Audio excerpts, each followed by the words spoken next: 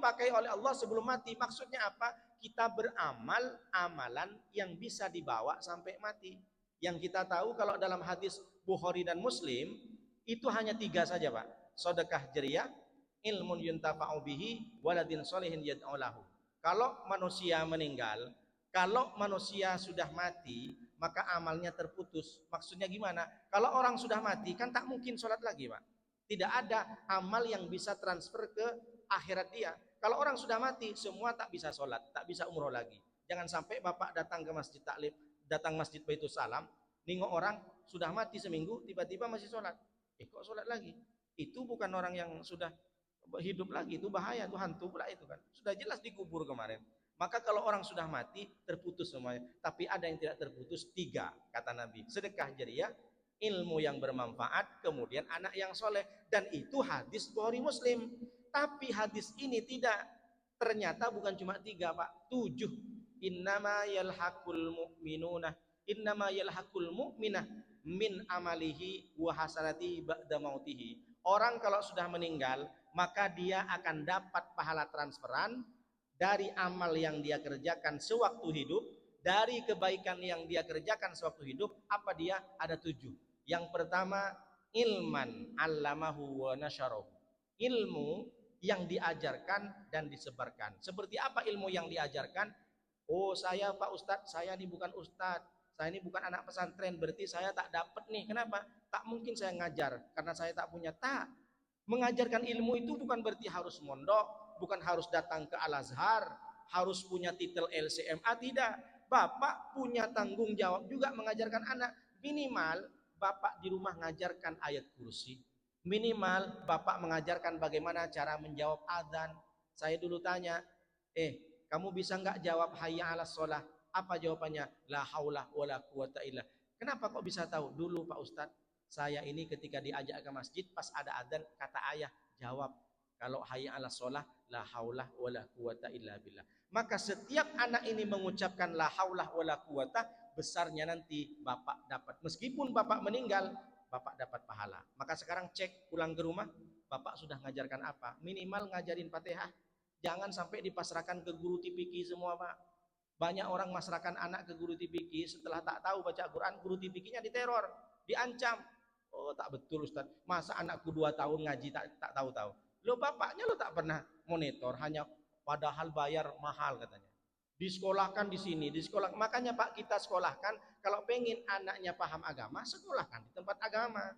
Ini banyak orang pengennya anaknya hafal Quran, tapi disekolahkan di tempat kurikulumnya yang agamanya 20%, umumnya 80%. Mana mungkin bisa dia rajin berjemaah? Kita pengen anak kita pengen berjemaah, rajin mengaji, tapi disekolahkan di tempat umum, kurikulumnya agamanya 0%. Yang ada umum semua. Jadi kita harus rasio. Kalau pengen kita mendidik anak dengan baik, maka tempatkan anak pengen punya agama yang baik. Tempatkan di sekolah agamanya yang naik, yang 80% minimal. Jadi kita mengajarkan ke anak tak perlu jadi ustadz. Ajarkan apa saja. Bapak harus punya kenangan, harus punya catatan. Saya ayat kursi anak saya bisa hafal karena saya. Nah, sekarang bapak-bapak sudah mengajarkan apa ke anak? Jadi jangan hanya pasrah kepada guru tipiki. Wa nasyarahu, dan menyebarkan. Sekarang menyebarkan ilmu itu bukan berarti harus pakai takblik akbar. Dengan HP Pak Ade sudah menjalankan wa nasyarahu, menyebarkan ilmu. Lalu yang kedua, setelah ilmu disebarkan dan diajarkan, waladan solehan tarokahu, meninggalkan anak yang soleh dan ibu bapak sudah meninggal. Kalau bapak meninggal, anaknya soleh karena dibondokkan, maka selama anak ini dia berdoa kepada Allah, bapak dapat transfer pahala.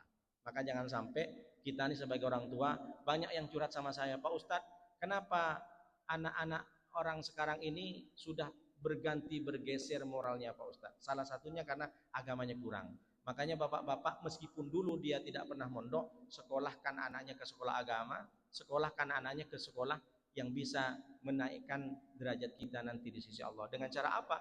Pengetahuan-pengetahuan agama. Salah satu juga mendidik anak, meninggalkan anak yang soleh, menikahkan anak. Bapak-bapak yang punya anak gadis, nikahkanlah dengan lajang-lajang yang bukan karena hartanya, bukan karena uangnya banyak, bukan karena jabatannya. Banyak saya tanya sama ibu-ibu itu, kalau datang anak lajang 3, yang satu PNS, Yang satu S1, S1-nya pun belum kerja. Yang satu lagi imam masjid. Saya tanya sama ibu tuh, ibu mau yang mana? Yang PNS aja lah Pak Ustadz, yang jelas katanya. Jadi tak mau Bu, kalau imam masjid ala, imam masjid nanti dapat insentif 3 bulan dirapel Pak Ustadz, tak masuk-masuk. Mau makan apa anak saya? Padahal Nabi sudah menyatakan, idza ja'akum man tardawna dinahu wa khuluquhu fazawijuhu. Kalau datang anak lajang ke rumahmu, dia baik agamanya, dia baik akhlaknya, nikahkanlah dengan anak gadismu. Tapi kan orang sudah beda, Pak. Kita nengok punya anak gadis yang datang abang-abang bawa pajero, langsung Pak, oh cocok ini katanya cocok. Kalau yang datang bawa jubah Pak, bawa tasbih, menikah sama dia mau makan tasbih katanya. La ilaha illallah. Siapa dia nak? Guru ngaji mah hafal Quran. Alah, mau makan apa nanti kamu? Nikah pula sama guru ngaji katanya. Ini tak betul Pak. Tapi kalau yang datang dapat pajero ke rumahnya, bu, kenal di mana kamu dok? Kenal di mana kamu nih? Di kampus katanya. Kaya dia. Iya, bapaknya punya PT. Oh, kapan nikah? Nikah aja lah langsung. Rupanya 3 bulan kemudian pajero rental. Nangis tuh anak gadis. Jadi kita itu mendidik anak salah satunya adalah tengok akhlaknya baik, agamanya baik. Tak usah risau dengan rezeki Pak. Wa fis sama'i rizqukum wa ma tu'adun. Di atas langit kata Allah aku sediakan rezeki itu. Berapa banyak orang menikahkan anak ini tunggu mapan dulu. Padahal jelas Allah Nabi sudah mengatakan, ya ma'syarus sabab wahai pemuda, ketika kamu sudah mampu maka nikahlah. Jangan nunggu harus mapan dulu baru nikah. Kalau anak gadis kita Pak sudah lulus SMA, daripada dia keluyuran kemana-mana, ada orang yang meminang, yang datang melamar anak kita itu baik agamanya, baik akhlak, dinikahkan. Gak perlu takut, la khaufun alaihim wa lahum yahzanun. Tak perlu takut dengan masa depan Pak. Allah akan bantu.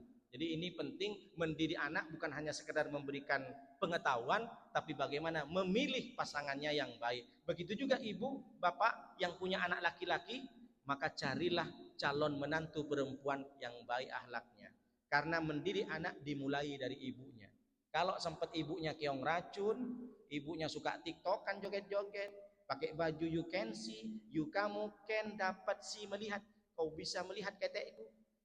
Kalau ibunya Pak kucing garong, keong racun, sikuk bagi duo nyanyi di rumah, alamatlah anaknya itu. Anak itu tergantung mamanya Pak. Kalau mamanya soleha, mamanya rajin puasa, anaknya cerdas. Jadi sampaikan ke istri bapak nanti pulang ke rumah, ma, gak usah repot-repot. Kalau pengen anakmu cerdas ini, seberapa banyak tahajudmu di rumah. Karena doa anak, doa perempuan, doa ibu kepada anak diterima sama Allah. Kalau bapak ini tak terlalu terima. Kalau doa anak perempuan ke bapaknya diterima. Tapi kalau doa orang tua laki-laki ke anak itu masih agak mengganjal. Tapi kalau ibu yang doakan anaknya, maka tengok Pak, kalau ada anak-anak sukses, pemuda-pemuda sukses, itu karena ibunya soleha, karena ibunya rajin hatam Quran, ibunya rajin tahajud, tengah malam dia berdoa kepada Allah. Maka sampaikan kepada istrinya. Kata Ustadz Nuruddin, nanti bisa dipotong, kalau pengen anakmu cerdas, anakmu sukses, kamulah yang sering-sering tahajud, bangun tengah malam berdoa kepada Allah. Karena dalam Al-Quran sudah jelas, wa auhayna ila ummi Musa an ardi. Nabi Musa itu sebelum jadi nabi, waktu masih kecil Allah sudah mewahyukan kepada ibunya. Sebelum Nabi Musa besar, sebelum Nabi Musa jadi nabi, sebelum Nabi Musa punya mukjizat bisa membelah lautan, jauh daripada itu Nabi Musa belum lahir, Allah sudah mengenal sama ibunya. Ini menandakan bahwa ibu itu prioritas utama untuk menjadikan anak hebat. Kan'an, anak Nabi Nuh, kenapa bisa masuk neraka? Ibunya kurang ajar, bukan Nabi Nuhnya. Jadi tak menjamin meskipun bapaknya Nabi, tapi kalau ibunya yang kurang ajar, anak pun jadi kurang ajar, bisa masuk neraka. Maka betulkan, baikkan, mendidik anak mulai dari ibunya. Kemudian setelah anak, mushafan warrathahu, mewakafkan mushaf, mewakafkan Al-Quran. Nah ini yang penting. Jadi jangan dianggap mewakafkan Al-Quran itu tidak masuk termasuk amal. Jadi kita ngasih Quran ke masjid, ngasih Yasin, ngasih buku-buku yang di masjid yang dibaca, itu termasuk wakaf yang akan mengalir ketika kita sudah meninggal. Tapi dirubah mindsetnya Pak. Sekarang banyak orang ke masjid itu ngasih wakaf Yasin. Yasin sama tahlil. Gak berserak di mana-mana Pak, saya tengok. Sobek-sobek kadang. Jarang orang mewakafkan Al-Quran, padahal Al-Quran itu lebih bagus. Bukan tak boleh, tapi kalau Yasin terlalu banyak, nanti tak dibaca, berserak, sobek-sobek, tinggal foto saja, tinggal foto almarhum tuh Pak. Fotonya selfie pula itu di situ, tinggal foto berserak-serak.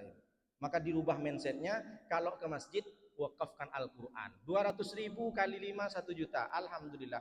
Berapa banyak kalau baca satu ayat, satu kalimat, satu surat, satu juz, bahkan satu Al-Quran. Berapa huruf yang kita dapat pahala dari orang. Meninggal kita, tapi Al-Quran yang ditaruh di Masjid Baitul Salam terus dibaca orang, selama itu kita ada mengalir pahalanya. Maka kalau kesempatan hari ini mungkin Bapak bisa beli Al-Quran, titip sama orang yang umroh, wakafkan Al-Quran di Masjid Nabawi, di Masjidil Haram, karena di sana melipat gandakan. Solat saja satu kali di Masjid Nabawi, solatun fi masjidi hada afdalu mim mi'ati alfin, mim mi'ati dari 1000, min alfin fi masiwahu. Solat di Masjid Nabawi lebih baik daripada 1000 solat di masjid yang lain. Jadi kalau kita wakaf Al-Quran, maka 1000 dilipat gandakan oleh Allah. Mudah-mudahan kita mampu juga mewakafkan Al-Quran. Kemudian masjid dan banahu, masjid yang dibangun. Masjid yang dibangun tak mesti harus satu orang bangun masjid. Ngasih karpet ini termasuk amal yang tidak putus. Kita pernah ngasih AC, kita pernah ngasih kerikil, dan ini dibangun di masjid. Bapak meninggal terus mengalir. Selama di masjid itu ada orang sujud, selama di masjid ini ada orang ngaji Al-Quran, maka selama itu kita mendapatkan pahala. Kemudian baitan libnis sabil banahu, rumah yang dibangun untuk Ibnu Sabil. Rumah, misalkan Bapak punya kos-kosan 10, 3 pintu untuk orang yang musafir, yang kehabisan bekal. Kawan saya di Jakarta, dia punya rumah kos-kosan 10, 3 untuk orang mahasiswa yang kehabisan bekal. Banyak mahasiswa-mahasiswa di Jakarta tuh Pak, tak bisa bayar SPP, jangankan SPP, mau makan kadang tak ada, kehabisan bekal, maka diberikan sama kawan saya ini kos-kosan gratis. Jadi kita membuat kos-kosan gratis itu juga termasuk amal yang tidak terputus. Kemudian nahron ajrohu, membuat sungai, aliran sungai yang dialirkan, itu termasuk amal yang tidak putus. Orang meninggal seperti apa kalau sekarang? Bukan hanya sungai, sumur bor, membuat toilet di pesantren. Jadi bukan berarti kita harus membuat sungai, tapi menyediakan fasilitas air. Berapa banyak di pesantren-pesantren sekarang itu, santrinya 2000, toiletnya 5. Itu antrinya luar biasa Pak. Maka kalau ada pelelangan itu, telepon pengurus, Pak Pengurus, ini kayaknya ada pelelangan membuat toilet. Oh iya Pak, berapa ini Pak Pengurus yang dibutuhkan toilet? Ada 10 Pak. Bapak mau wakaf toilet Pak? Enggak, saya nanya dulu pengurus, nanti kalau sudah punya duit. Saya kira kata pengurus, kenapa telepon capek-capek telepon? Rupanya dia cuma nanya aja. Tapi kalau Bapak mau seperti amal yang tidak terputus, bukan hanya sungai, tapi buat toilet, bantu buat bikin sumur bor di pesantren, di panti asuhan dan lain. Dan yang terakhir, sedekatan akhrajaha, sedekah yang dikeluarkan fi hayatihi, ketika dia hidup, mimmalihi, dari hartanya. Kita sedekah waktu kita masih sehat, kita sedekah dari harta jerih payah sendiri, itulah sedekah yang akan tidak terputus sampai meninggal, kita masih mengalir pahalanya. Jadi bukan hanya 3 saja, tapi ada 7. Innama yalhaqul mu'minah min amalihi wa hasanatihi. Orang kalau sudah meninggal, dia masih dapat transferan amal dan kebaikannya ketika hidup, yaitu salah satunya yang kelima, yang ketujuh ini. Mudah-mudahan kita semua menjadi orang-orang yang dipakai oleh Allah, yang dikehendaki oleh Allah, dan kita bisa beramal amal soleh sebelum meninggal. Dan mudah-mudahan kita semua juga selamat di akhirat dengan apa yang kita